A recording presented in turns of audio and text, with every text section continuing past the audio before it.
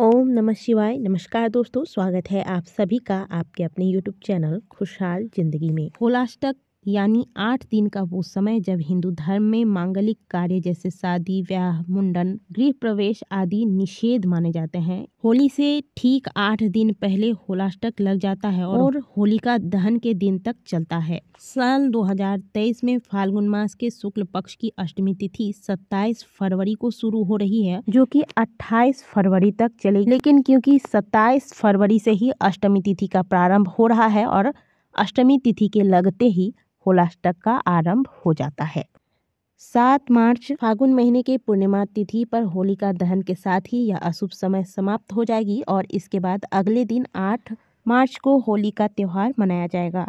इस दौरान शादी, गृह प्रवेश, मुंडन संस्कार, जनेऊ संस्कार, कोई नया वाहन लेना, नया घर लेना, इस प्रकार के तमाम शुभ कार्यों पर रोक लगा दी जाती है, क्योंकि ज्योतिष शास्त्रों के अनुसार फाल्गुन मास के शुक्ल पक्ष की अष्टमी तिथि से पूर्णिमा तिथि तक सूर्य, चंद्रमा, शनि, शुक्र, मंगल, गुरु, बुध और राहु ये 8 ग्रह क्रमशः उग्र रहते हैं और इन 8 ग्रहों के उग्र रहने की वजह से जो भी मांगलिक कार्य किए जाते हैं इन पर नकारात्मक प्रभाव पड़ने का भय होता है। इसीलिए जितने भी प्रकार के शुभ व मांगलिक कार्य होते हैं इन पर रोक लगा दी जाती है। यदि आप हमेशा किसी न किसी परेशानी में घिरे रहते हैं, घर में हमेशा कलेश रहता है, हमेशा घर में कोई न कोई बीमार ही रहता है, या फिर आप स्वयं भी हमेशा अस्वस्थ रहते हैं, कार्य बनते बनते बिगड़ जाते हैं, घर में कोई लड़की है या फिर लड़का है जिनका विवाह तय नहीं हो पा रहा है, यानी कि कुल मिलाकर कहें तो आपको लग रहा है कि आपका स्वयं का या फिर आपके पूरे परिवार का समय सही नहीं चल रहा है, तो ऐसे में आपको होलाष्टक के नियमों का पालन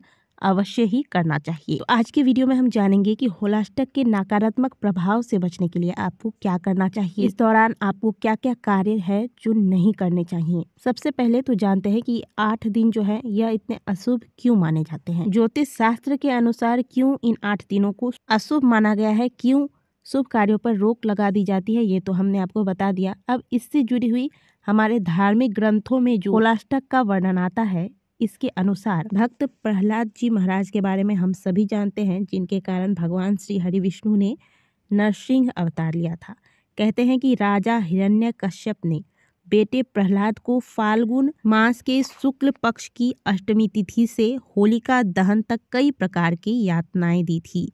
अंत में बहन होलिका के साथ मिलकर फाल्गुन पूर्णिमा को भक्त प्रहलाद की हत्या करने का प्रयास किया, क्योंकि होलिका के पास ऐसा वरदान था कि अग्नि द्वारा होलिका को किसी प्रकार की क्षति नहीं होगी। लेकिन भगवान विष्णु की कृपा से भक्त प्रहलाद बच गए और होलिका आग में जलकर मर गई। तो इन 8 दिनों को इस वजह से भी अशुभ माना गया है और इस दौरान शुभ कार्य रोक दिए जाते हैं। चलिए अब जानते हैं कि इन 8 दिनों में आपको वो कौन से कार्य हैं जो बिल्कुल भी नहीं करने चाहिए और होलाष्टक के दुष्प्रभाव से बचने के लिए आपको कौन से कार्य अवश्य ही कर लेने चाहिए। होलाष्टक के दौरान कभी भी विवाह, मुंडन, जनेऊ, नामकरण, सगाई समेत हिंदू धर्म में जो 16 संस्कारों का वर्णन किया गया है, ये सभी 16 संस्कार नहीं करने चाहिए। कई बार आपने जीवन में महसूस किया होगा, अनुभव किया होगा कि अब तक तो सब कुछ जीवन में सही चल रहा था, लेकिन अचानक से जैसे लगता है कि जीवन में ग्रहण सा लग गया है। इसके पीछे वजह ये है कि जिन कार्यों को अशुभ समय में करने के लिए आपको मना किया जाता है उन्हें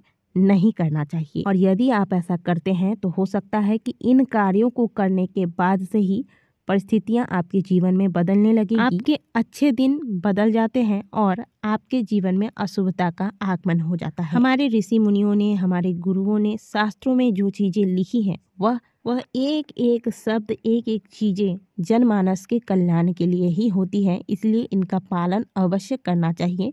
हमारे खुद के लिए ये सही है। दूसरी बात, फाल्गुन मास के शुक्ल पक्ष की अष्टमी तिथि से लेकर पूर्णिमा तिथि तक कोई भी नए मकान के निर्माण का कार्य आरंभ न करें, बल्कि अगर आप रेंट पर भी रह रहे हैं और दूसरा मकान लेना चाहते हैं तो अष्टमी से लेकर पूर्णिमा तिथि तक आप रुक जाएं, इसके बाद ही आप नए घर देखने का आरंभ करें। साथ ही होलाष्टक के दौरान नए वाहन, नए प्लॉट, नया मकान या फिर कोई भी नई प्रॉपर्टी खरीदने से बचने की सलाह दी जाती है। साथ ही यदि आप नौकरी करते हैं और अगर आप जॉब बदलना चाहते हैं तो या तो आप होलाष्टक के पहले ये कार्य कर लें या होलाष्टक समाप्त होने के बाद इस कार्य को करें। और यदि ये बहुत ज़्यादा आवश्यक हो गई है तो ऐसे में आप अपनी कुंडली किसी अच्छे ज्योतिष को दिखाकर उनकी सलाह लें और फिर उस सलाह के अनुसार ही कार्य करें। जो भी नई नवेली दुल्हन है जिनका अभी अभी विवाह हुआ है वो अगर ससुराल से मायके जाना चाहती है या फिर मायके से ससुराल आना चाहती है तो, या फिर जो भी गर्भवती महिलाएं हैं या जिनका अभी अभी संतान हुआ है और पहली बार अपने मायके या फिर ससुराल जाने वाली हैं तो इस प्रकार की सभी बहनों के लिए यही सलाह है कि या तो आप होलाष्टक के पहले जहाँ भी आपको जाना आना है वो कर ले या फिर होलाष्टक के बाद करें। होलाष्टक लगने के बाद ना आपको मायके से ससुराल आना है ना ही ससुराल से मायके। यदि आप इन नियमों का पालन नहीं करते तो देखिएगा आप जीवन में किसी न किसी वजह से सदैव परेशानियों में ही घिरे रहेंगे। ऐसे बहुत सारे लोगों को हमने देखा है जो पहले तो इन नियमों का पालन नहीं करते हैं, बाद में उन्हें बहुत पछतावा होता है, बहुत पछताना पड़ता है। जैसे कि कुछ दिन पहले खरमास के वक्त भी कई सारे ऐसे कमेंट आए थे कि खरमास के दौरान हमने ये कर लिया, खरमास के दौरान वो कर लिया, अब बहुत परेशान है, क्या उपाय किया जाए। तो उपाय करने की नौबत ही ना आए ऐसा कार्य क्यों ना हम करें।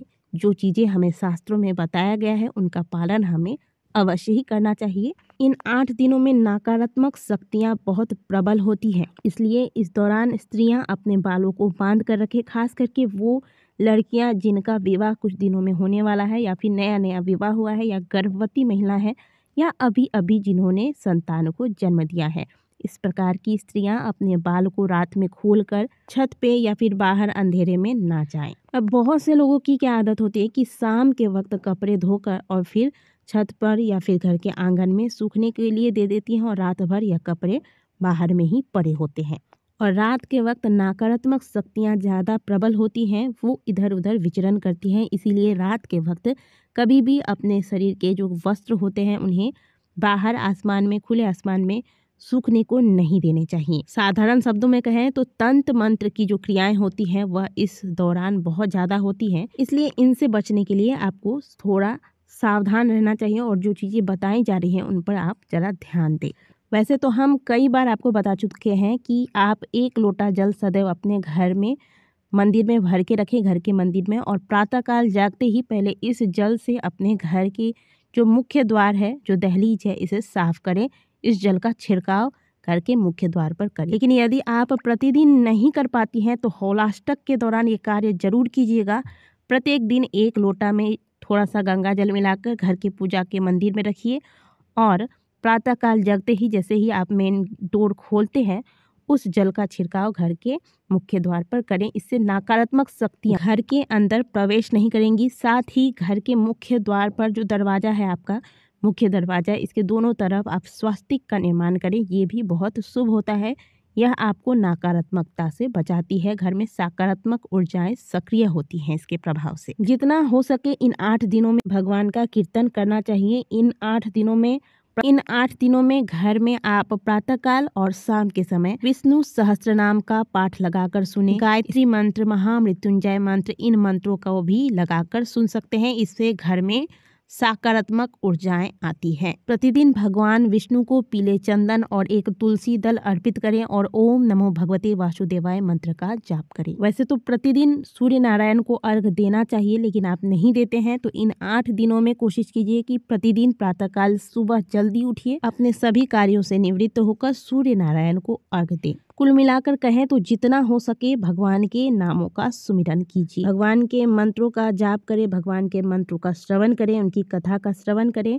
सुबह शाम घर में घी का दीपक लगाएं, घर में गूगल धूप घुमाएं, तुलसी जी के सामने शाम को एक घी का दीपक लगाएं। ये चीज़ें करके आप अपने आप को और अपने पूरे परिवार को होलाष्टक के दुष्प्रभाव से बचा सकते हैं। तो दोस्तों, आशा करते हैं कि दी गई जानकारी आपको अच्छी लगी होगी। वीडियो अच्छी लगी है तो वीडियो को लाइक जरूर कीजिएगा। कमेंट बॉक्स में हर हर महादेव अवश्य लिखिएगा।